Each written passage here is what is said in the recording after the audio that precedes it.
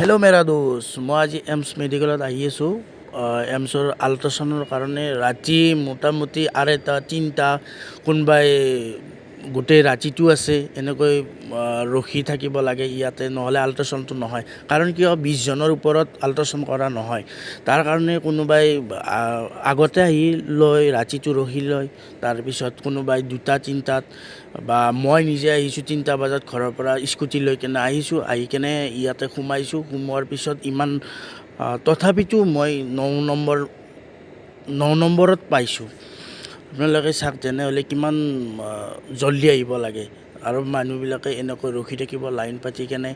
মই ইয়াৰ মাজত 9 নম্বৰত পৰিছোঁ। তাৰ আগত কোনোবাই আগতে আহি ৰখি আছে, কোনোবাই 2:30 বজাত আহিছে, কোনোবাই 3টাত আহিছে, কোনোবাই 4টা বজাত আহিছে। এনেকুৱা আহি পেলাই মানুহবিলাকে এনেকৈ ৰখি আছে ইয়াতে।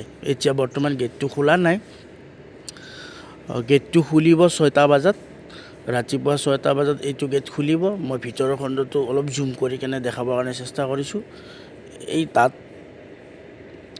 ইয়াতে বহীবিলাক তলৰ এনেকৈ লাইন পাতি থ'ব লাগিব। এইটো খুলিলে এতিয়া মই সোমাই গৈছোঁ। সোমাই গৈ কেনে আপোনালোকক দেখাই আছোঁ বহীবিলাক কেনেকৈ জমা দিব লাগে। তাৰমানে ইয়াতে থৈ দিব লাগিব কোনে কিমান নম্বৰত আহিছে, এই নম্বৰ মতে ইয়াতে থৈ দিয়ে। এই লাইন পাতি এইবিলাক থৈ দিছে, ডকুমেণ্টছবিলাক, বহীবিলাক।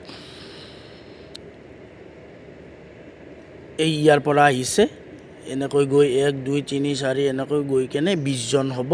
এই তলত 20 জন হ'ব। তাৰপিছত এইফালে আৰু নহয়, 20 জনৰ ওপৰত তাৰমানে এদিনত নহয়।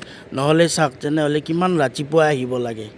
তেনেহ'লে চাওক, 6টা 5টা বজাত আহি পোৱাবিলাকৰ কেনেকৈ হ'ব। ইয়াতে আহিলে মিনিমাম 3-4 দিন কণ্ডিশ্যনবিলাক বুজি নাপায় কাৰণে বহুত দিন লাগি যায়। কিন্তু ছিষ্টেমটো বহুত ভাল। ছিষ্টেমটো বুজি পালে গোটেইখিনিয়ে ভাল। এমছ মেডিকেলৰ ছিষ্টেমটো বুজি পাব লাগিব। আপোনালোকে ভিডিঅ'ত চাই কেনে ছিষ্টেমবিলাক বুজি কেনে আহিব, তেতিয়া সহজ হ'ব। আৰু গোটেইখিনি ভালেই, আৰু 6 মাহ পিছত গোটেইখিনি কমপ্লিট হ'ব বুলি শুনিছোঁ।